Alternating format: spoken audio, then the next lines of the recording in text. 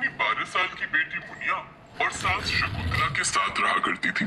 चमेली के पति दिनेश की कुछ ही समय पहले एक एक्सीडेंट में मौत हो गई थी, जिसके बाद से चमेली पर उसके घर की सारी जिम्मेदारी आ जाती है और चमेली को काम के लिए गांव के जमींदार के यहाँ खेतों में काम करना पड़ता है। एक रोज कड़ी धूप में चमेली खेत में काम कर रही होती है, तभी वहाँ जमींदार आता है। जल्दी जल्दी सभी आ चलो। और चमेली, क्या बात है, तेरे हाथ नहीं चल रहे? पैसे मांगने के समय तो सबसे पहले पैसे लेने आती है। नहीं जमींदार साहब, बस काम कर ही रही हूँ। वो क्या है ना, तेज धूप के कारण थोड़ा चक्कर आ रहा है। मुझे कोई नखरे नहीं सुनने किसी के। अगर किसी को चक्कर आ रहा हो या तबीयत खराब हो तो घर रहे, यहाँ आने की जरूरत नहीं है। मुझे अपने काम में कोई भी ढिलाई नहीं चाहिए। जी जमींदार साहब, काम में कोई दिक्कत नहीं होगी। चमेली बहुत मेहनती थी और मेहनत करके वो अपने परिवार का पेट भी पाल रही थी। जैसे तैसे चमेली घर चला रही थी। एक रोज देर शाम चमेली घर से आती है और अपनी सास शकुंतला से कहती है, माँ जी आप खाना क्यों बना रही हैं? मैं आ ही रही थी, मैं खाना बना लूंगी, आप आराम कीजिए। वैसे भी आपकी तबीयत खराब रहती है। थोड़ा बहुत काम तो मुझे भी करने दिया कर बहू, वरना बुढ़ापे का शरीर है। शरीर में जंग लग गया तो हाथ पैर काम करना बंद कर देगा और मैं जो ही 4 दिन जी पाऊं, 2 दिन में ही मर जाऊंगी। कोई बात नहीं माँ जी, मेरे होते हुए आप काम करेंगी मुझे अच्छा नहीं लगेगा। आप बैठिए, मैं जल्दी से खाना बना लेती हूँ। अपनी बहू के कहने पर शकुंतला खाना बनाना छोड़कर वहाँ से उठ जाती है और अपने बेटे दिनेश को याद करते हुए अपनी बहू से कहती है, आज अगर मेरा बेटा दिनेश होता तो मुझे ऐसे दिन देखने नहीं पड़ते और ना ही तू कमाने बाहर जाती। भगवान ने भी ना जाने क्यों मुझसे मेरे बेटे को छीन लिया। क्या गलती हुई मुझसे? माँ जी, भगवान के आगे किसी की नहीं चली है। ऐसे ही समय बीत रहा था। चमेली जमींदार के खेतों में काम करके अपने परिवार का भरण पोषण कर रही थी।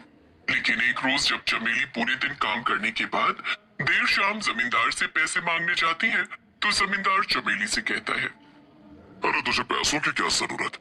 तूने तो पहले मेरे खेतों से सब्जियां चुराई हैं। मेरे आदमी ने आकर मुझे बताया कि तूने मेरे खेतों से सब्जियां चुराई हैं। बिल्कुल भी नहीं जमींदार साहब, ऐसा कुछ नहीं हुआ है। मैंने आपके खेतों से सब्जियां नहीं चुराई। मैं तुझसे ज्यादा अपने आदमियों पर विश्वास करता हूँ। आज की पगार तो गई और कल से काम पर आने की जरूरत भी नहीं है। मैं अपने यहाँ चोरों को काम पर नहीं रख सकता। मालिक, ऐसा मत कीजिए। अगर आपने मुझे काम से निकाल दिया तो मैं कहाँ जाऊंगी? मेरी सास, उन्हें मैं भूखा नहीं देख सकती। मुझ पर रहम कीजिए। जमींदार चमेली की एक नहीं सुनता और उसे वहाँ से भगा देता है। अब चमेली घर आती है और अपनी सास को सारी बातें बताती है। ना जाने भगवान भी हमसे कैसी परीक्षा ले रहा है। हे प्रभु, हमें कोई रास्ता दिखाओ। चमेली जैसे तैसे उधार राशन लाकर रात का खाना बना देती है और अगली सुबह होते ही काम ढूंढने निकल पड़ती है। वो कई जगह काम मांगती है लेकिन कोई भी उसे काम नहीं देता। अब थक हार कर चमेली एक टूटी हुई दुकान के बाहर बैठ जाती है। दुकान बहुत पुरानी और टूटी हुई थी और उसके बाहर एक झुलसा हुआ बोर्ड लगा था जिस पर लिखा था, जब तक रहेगा समोसे में आलू तब तक रहेगी समोसे वाली शालू। अब मैं क्या करूं, कहाँ जाऊं, मुझे कुछ भी समझ नहीं आ रहा। अगर मैं उदास होकर वापस घर गई और माँ जी से कहा कि मुझे काम नहीं मिला तो वो भी कितनी परेशान होंगी। चमेली खुद से बातें कर ही रही होती है कि तभी चमेली को पीछे से आवाज आती है और यह आवाज उस टूटी हुई दुकान के अंदर से आ रही थी। चमेली, अंदर आओ। डरो मत चमेली, अंदर आओ, मैं करूंगी तुम्हारी मदद। ये कौन बोल रहा है? ये दुकान तो पूरी तरह से वीरानी है। अंदर आ जाओ, अंदर आकर तुम्हें सब समझ आ जाएगा। चमेली अंदर से आ रही आवाज सुनकर जैसे ही दुकान के अंदर जाती है वो हैरान रह जाती है। उसके सामने एक चुड़ैल खड़ी थी जो उसे ही घूर रही थी और उसे देखते ही वो चुड़ैल चमेली से कहती है, आओ आओ चमेली, तुम्हारा मेरी दुकान में स्वागत है। डरो नहीं, मैं तुम्हें कोई नुकसान नहीं पहुंचाऊंगी। और मुझे तो ये भी पता है कि तुम मुसीबत में हो, तुम्हें काम की तलाश है। मैं दूंगी तुम्हें काम, लेकिन उसके बदले तुम्हें मेरी मदद करनी होगी। कहो, मंजूर है? तो क्या तुम इसके बदले मेरी मदद करोगी? वैसे तुम्हारी क्या मदद कर सकती हूँ मैं? तुम तो खुद एक चुड़ैल हो। मुझे तुम्हारी मदद की जरूरत है और तुम्हें काम की। मुझे अपनी मौत का बदला लेना है और तुम्हें अपना घर चलाना है। बस तुम हाँ करो और तुम्हारी सारी परेशानी मैं दूर कर दूंगी। मुझे काम की बहुत जरूरत है। अगर मुझे काम नहीं मिला तो मेरा परिवार भूखा मर जाएगा। मैं तुम्हारी मदद करने के लिए तैयार हूँ। चमेली की बात सुनकर चुड़ैल चुटकी बजाती है और वो खंडहर दुकान एक सुंदर सी दुकान में बदल जाती।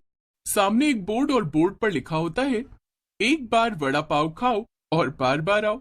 अरे वाह, ये दुकान तो कितनी सुंदर हो गई। कुछ देर पहले तक तो ये खंडहर था।